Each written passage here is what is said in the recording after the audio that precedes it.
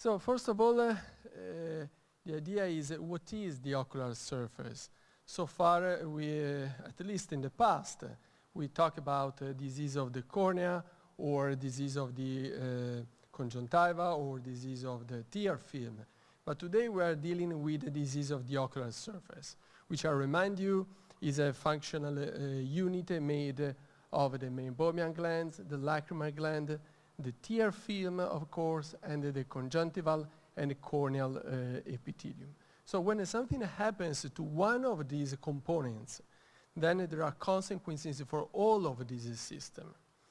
You can see from this picture here that when we talk about disease of the ocular surface, we have always 4 components playing a pivotal role, which is the MGD, or alteration of the lid margin. We have ocular surface inflammation.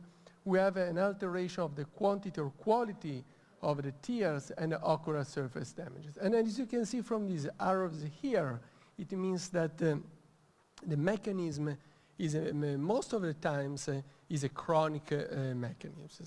Unfortunately, today I do not have the time to go into all of these topics, but we are talking about especially inflammation, because this is an important component of ocular surface disease.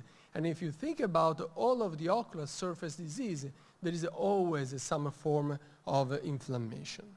So what are the possible triggers of this alteration of the ocular surface system?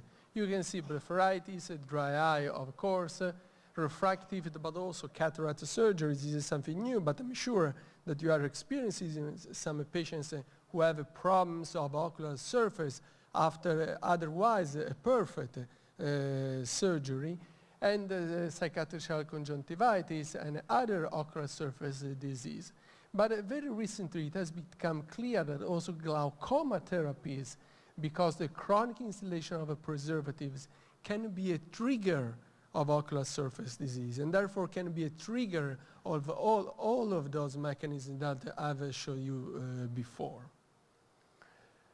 And the clinical example is that the more drops, anti-glaucoma drops you give to your patients, the more they complain of symptoms, the more signs of at the level of the conjunctiva you have, more signs of the lids, and the superficial punctate keratitis. So you can see the number of therapies. The higher is the number of therapies, and the higher are the consequences of symptoms and the clinical signs. So it means this is really glaucoma therapies can be a trigger of ocular surface disease.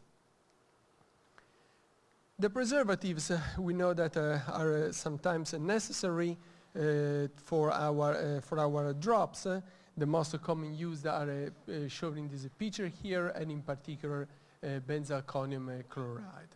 But what has been found out is that the BAK can be toxic for the ocular surface. So why it does happen? It does happen because the BAK can reduce the breakup time. In particular, there is a study here, very recent study, 2011, showed that the breakup time is decreases at 90 minutes when you use a higher concentration of a benzalkonium chloride. You see, this is a saline solution, and then when you have a concentration of a BAK, when it's higher, the breakup time decreases significantly. And it means a damage for the surface of the cornea, but more generally speaking, for the surface of the eye. So what is the mechanism of a BAK? BAK breaks the tear film.